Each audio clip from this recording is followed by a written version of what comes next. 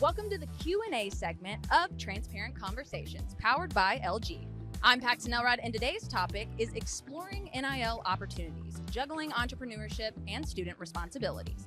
I am thrilled to be joined today by our panelists, Christian Scott, Derrick Furlow Jr., and Yvonne Whaley. Let's get started. All right, welcome to the Q&A segment of today's Transparent Conversations, presented by LG Electronics USA. I have no idea what these questions are. I didn't read them. We're just going in blindly. So I'm in this rowboat with you guys. This should be fun. All right, first one is for Derrick. What advice would you give an incoming freshman like David Sanders Jr. as a former Tennessee football student athlete yourself? Wow, you can get a lot of advice. So don't forget the order: student athlete, student first, athlete second. Even though you're here to play football, so take care of your grades, because you can be a student and never be an athlete, but you can't be an athlete and not be a student. In that process, coming in highly touted, pick your circle carefully, and make sure you're around those people who can help you and empower you to be the best person you possibly can be while you are here, and that's going to put you in the best position from here moving forward, because you're coming in a different day and age where your branding, the people you're around is always either building you up or tearing you down, but this time you get a chance to do it from even a business perspective. So get people around you who are educated, whether that's coming down to contracts, whether that's coming down to taxes, financial literacy, and make sure you got people around you just encourage you to get better and not just box you into this one corner thinking you just are here to play football. You can do that job at a high level, but you also can be accountable and responsible to learn the game of business, learn the game of branding, learn the game of taxes, because you learn the game of football and they got you to this point. Well, having the right people around you that's going to teach you the game and learning those games is going to take you to that next level. So those things that could be pitfalls or roadblocks don't hinder you while you're here. So it's a lot of advice I would give. So I would just stop right there, because I think you can go on for days with that. The game of taxes. I'm intrigued by that. That's a good one. That's a good one. I like that. All right, next question. How can coaches and institutions better support student athletes in managing stress related to NIL? Christian, I'll start with you. I think just understanding, who they are as a player and as a person, and then taking that and just being available whenever they need support and being heard, like we mentioned earlier, just having that special coach or someone you can talk to. Yeah. Yvonne, what about you? Can you repeat the question? I'm also the same way. I'm a visual person. So. It's Visual learner. How can coaches and institutions better support student athletes in managing stress related to NIL? I think it's really finding the good balance of education, just because, as we know, college athletics is changing day by day. Like it's going to look completely different 7 days from now as it looks right now. So just trying to keep athletes as educated on these things as we can within whatever regulations we have, but just to make sure we don't let anyone fall through the cracks because they just felt like they were uneducated or they didn't know about these things. So trying to give them the best education of all the different things and how that affects them day to day. Now, I'm going to ask all three of you this question. Do you see an opportunity for NIL deals to expand beyond athletics for students across colleges? I think, without it getting, in the weeds a little bit, I think it's a good opportunity for athletes to make money because it's hard for them to have a job within a sport.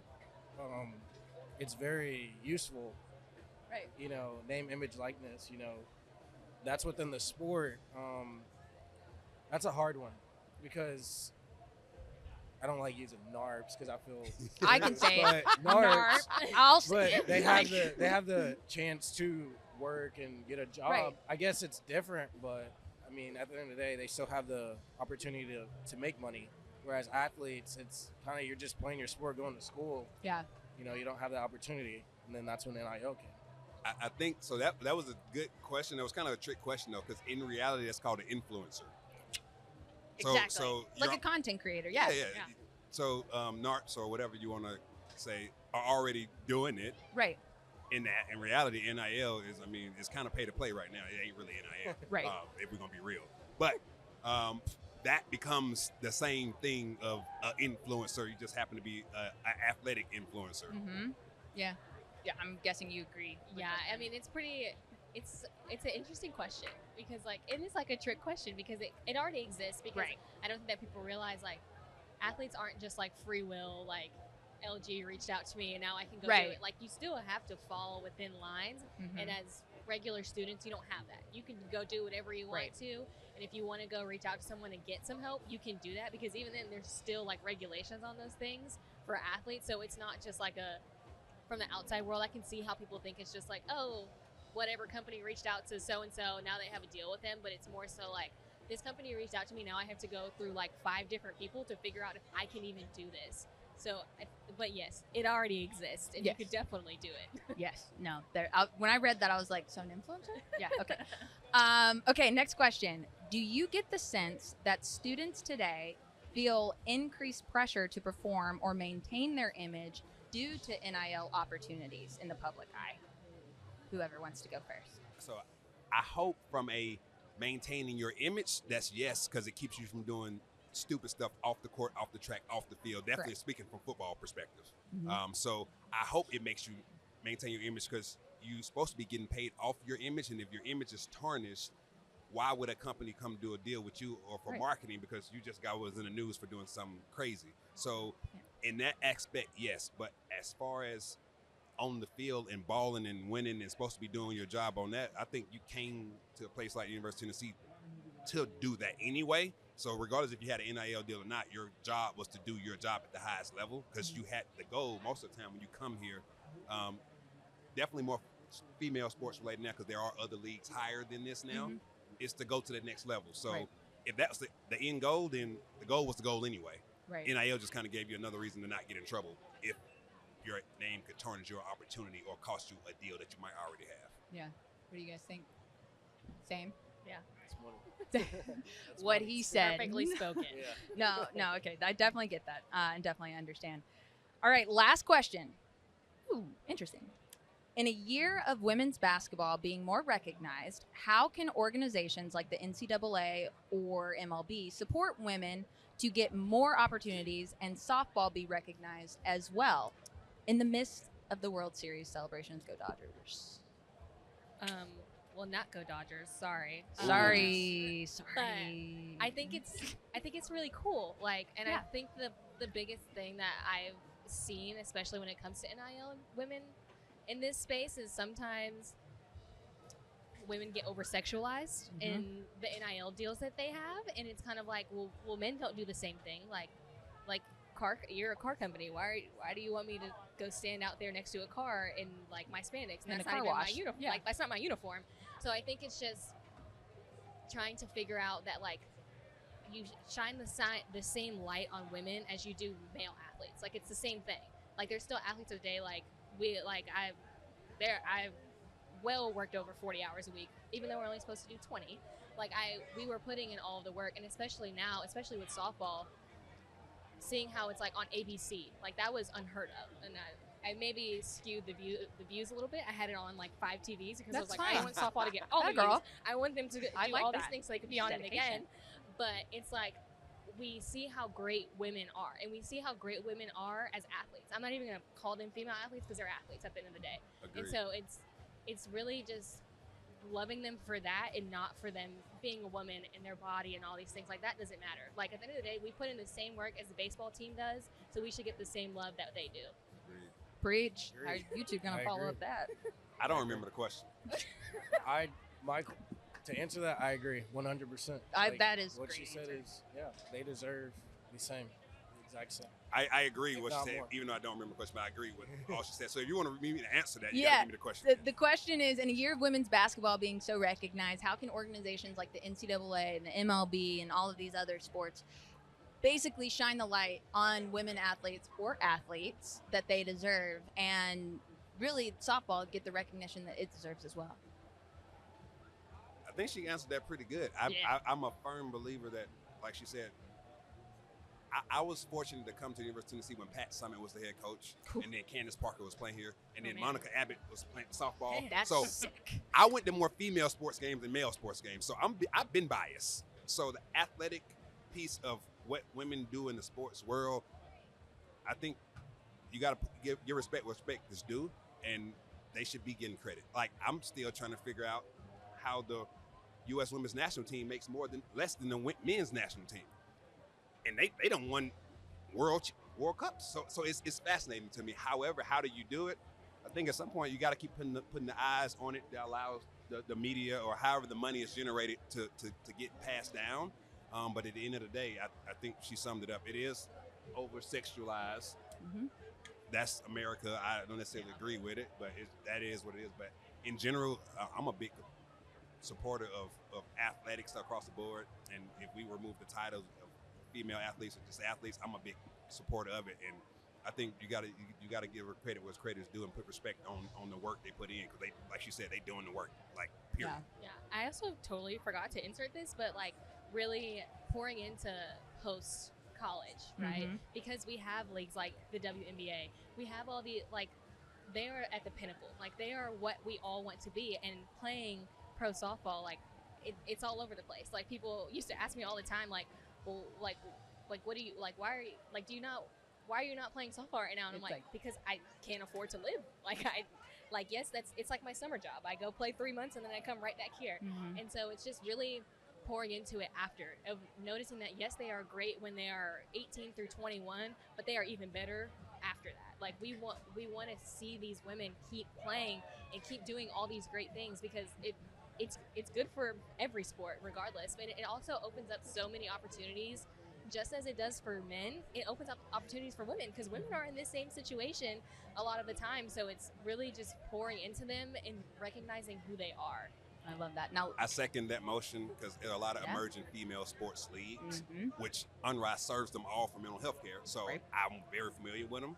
But Athletes Unlimited got a softball league. You got all 3 major professional volleyball leagues that emerge. So professional women's hockey league. So it's a lot of them that are out there. So they support the leagues. They give the female athletes another stage, another level to go to.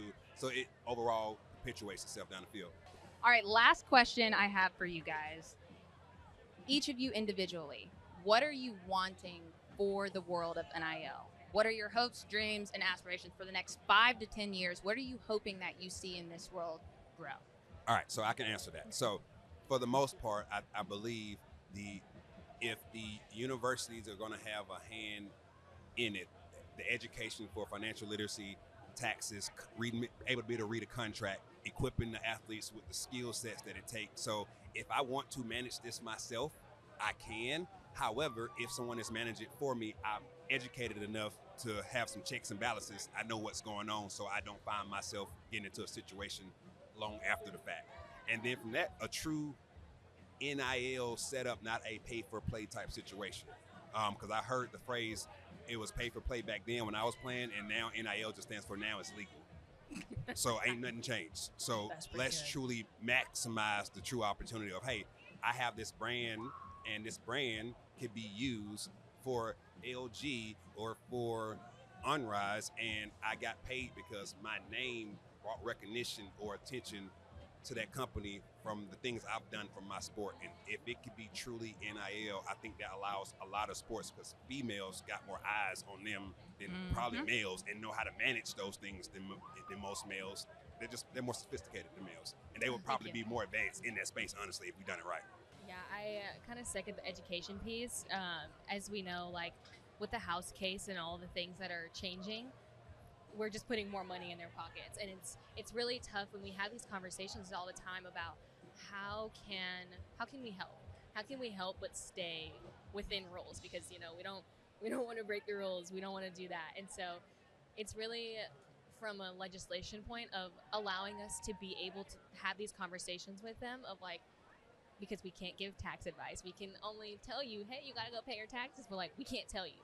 And we can't guide you on deals, which I don't want anything to do with that, because that just seems like a nightmare.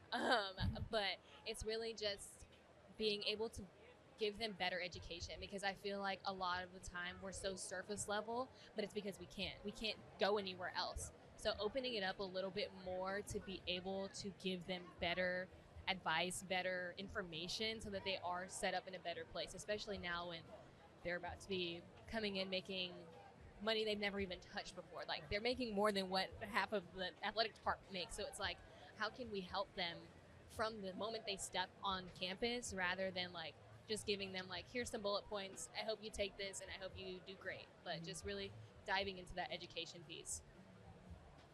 For me, I think it's more, I'm going on the sports side of things, is not using an NIL opportunity to decide where you want to go. Like, don't go to a school just because, oh, they're offering me this X amount of money. I think, yes, that's good. But then once you get there, it's, okay, am I playing for the money or am I playing because I actually love this team and this sport? You know what I'm saying? So that's my take. No, that's great. That's great. Well, thank you guys so much for being here for this episode. Be sure to follow LG Electronics on social media for more episodes. Thank you for joining us on this episode of LG Transparent Conversations. For more episodes and to catch up on Season 1 and Season 2, check out LG Transparent Conversations on Spotify, Apple Podcasts, or at lg.com/us/transparent-conversations.